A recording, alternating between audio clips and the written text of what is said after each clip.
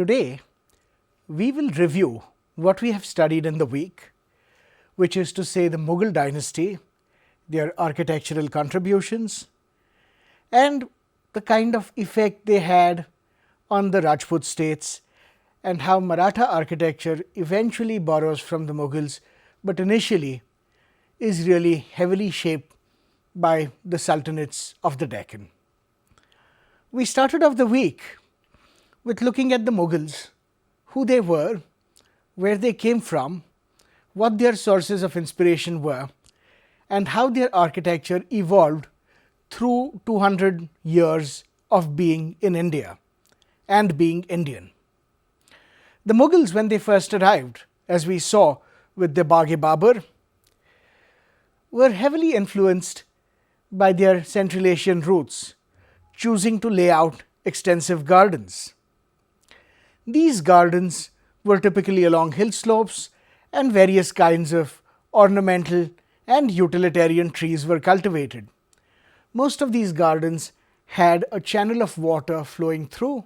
Fed by gravity, this water permeated the whole garden, and many of these gardens were also described as orchards.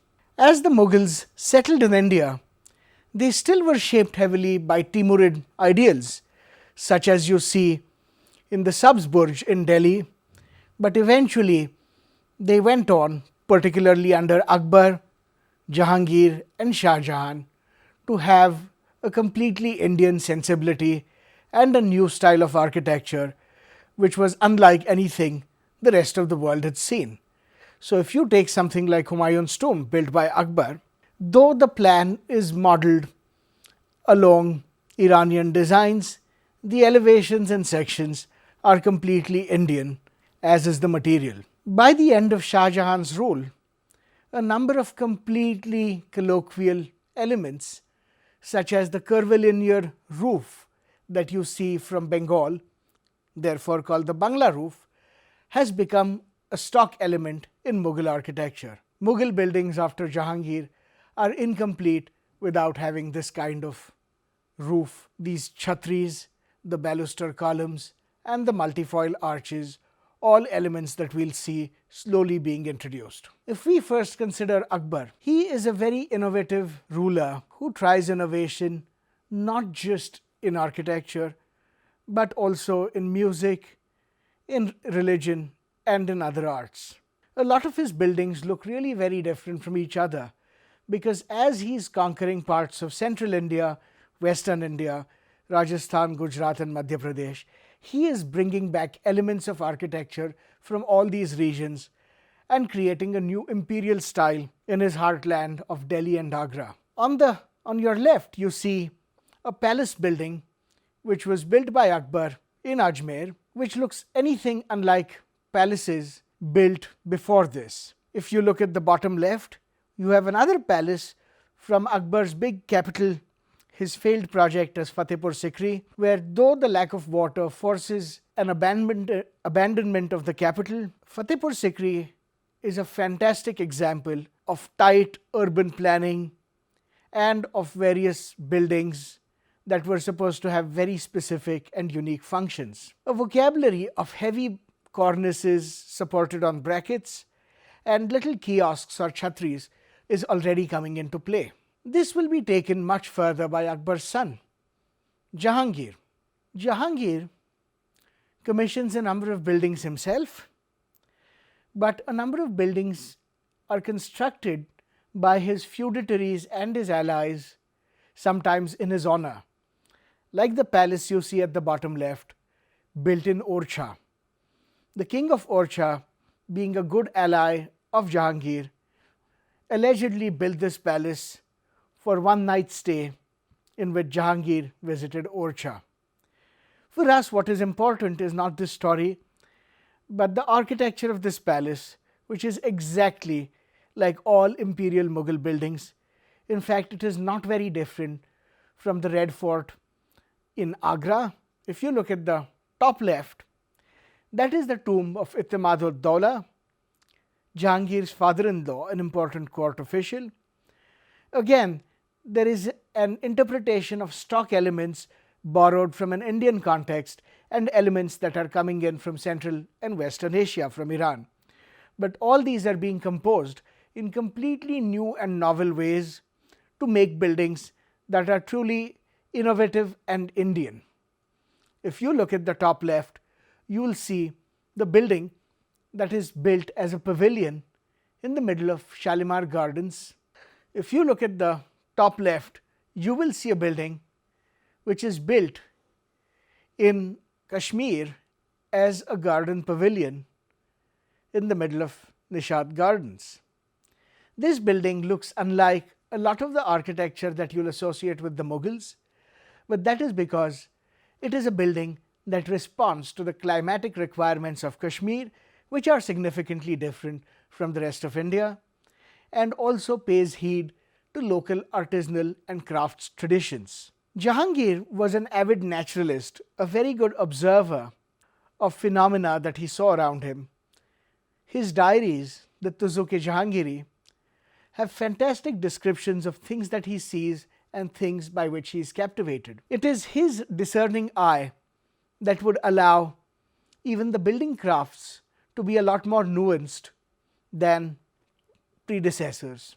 His son Shah Jahan, probably known as the greatest builder in all of the Mughal dynasty, presided over an empire that was enormous, powerful, and very rich.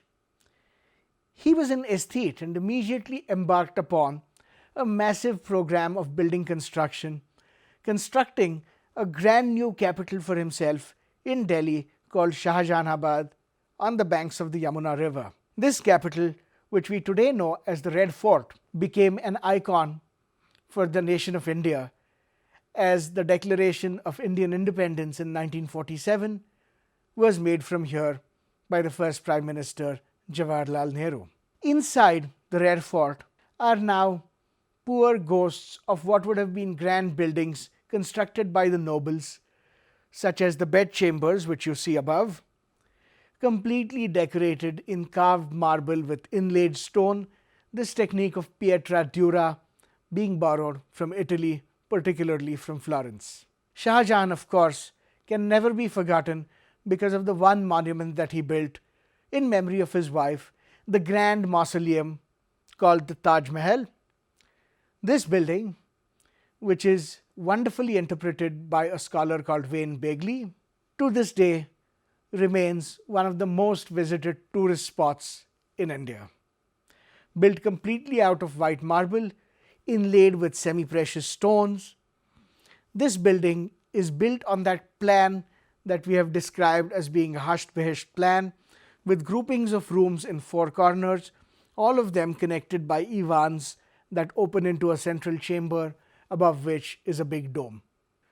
Shah Jahan's son, Aurangzeb, has not been celebrated as a builder, and quite rightly so.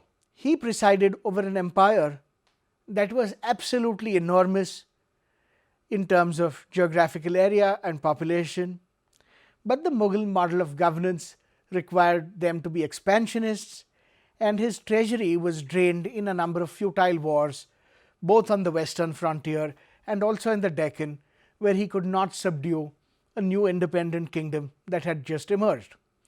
Aurangzeb himself moved to the Deccan and lived there for the last 30 years of his life, and which is why two of the buildings that we see here from his reign are from the Deccan. But in the north, he did construct, never on the same grand scale and never to promote himself as the emperor, but largely in the service of religion, buildings like the Badshahi Mosque in Lahore, which you see on your top left, similar in scale to the Jami Masjid built by his father, and similar again in scale to the big mosque, the Jami Masjid in Fatehpur Sikri, built by his great-grandfather.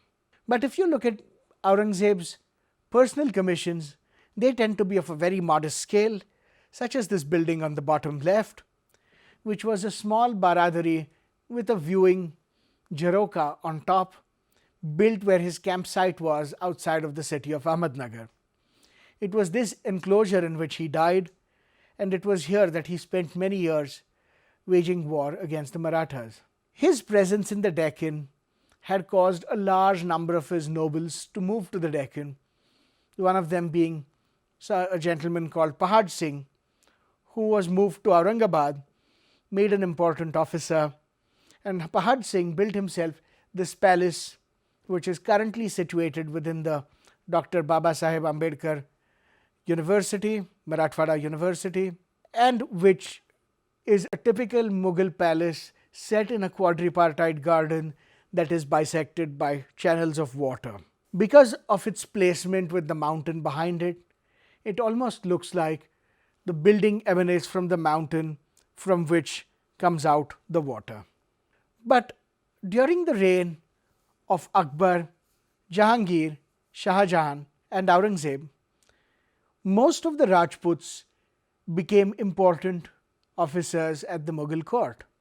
In fact, many of them were related initially by marriage and then later by blood. And it is therefore no surprise that Mughal architecture has often been called Mughal Rajput architecture, because the Rajputs also are building in exactly the same ways.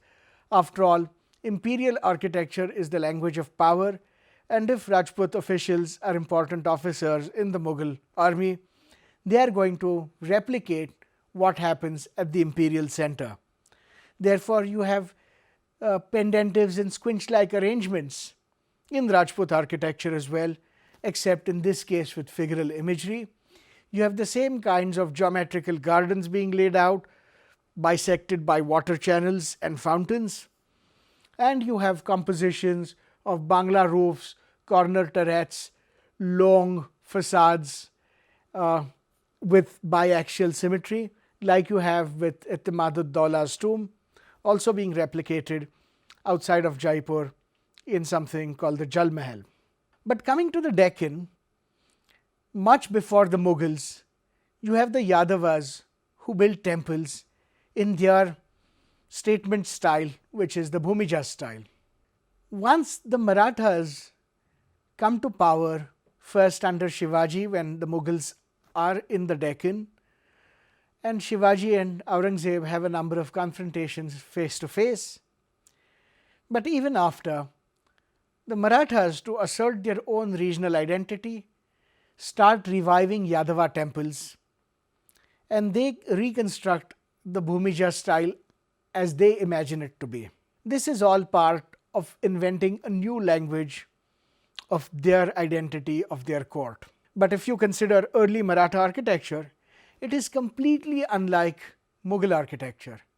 Unlike the Rajputs, who are complicit with the Mughal world, the Marathas are more complicit with the sultanates of the Deccan, namely that of the Nizam Shahs of Ahmednagar, the Qutub Shahs of Golconda, and the Adil Shahs of Bijapur. And therefore, all these buildings, which are actually examples of early Maratha architecture, look exactly like Sultanate buildings from this period. But after 1700, things change both in Delhi and also with the Maratha kingdom. And after the 1720s, the Marathas get a boost with their new able Prime Minister Bajirao Peshwa, who conquers large territories, consolidating the kingdom of the Marathas, and the Marathas go on a temple building spree.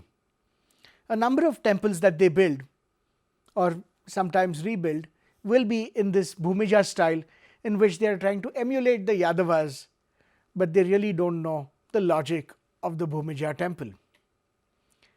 The other temples they build, particularly very traditional Shiva temples, such as those of the Jyotirlingas, you have Trambakeshwar on the left and Bhima Shankar on the right, are all built using a style called the Shekhari style, which is borrowed by borrowing artisans from central and northern India, which are areas that the Marathas have just conquered.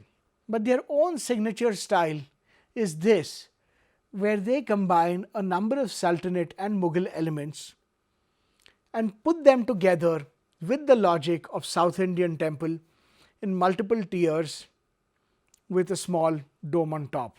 And through the 18th and 19th and early 20th century, throughout the Western Deccan, you have temples that are built like this, and these temples very often resemble the taziyas that are taken out in Muharram processions in this region.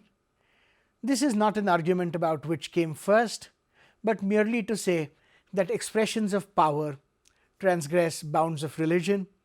If this is a shape that means the presence of divinity, it doesn't matter which religion you belong to.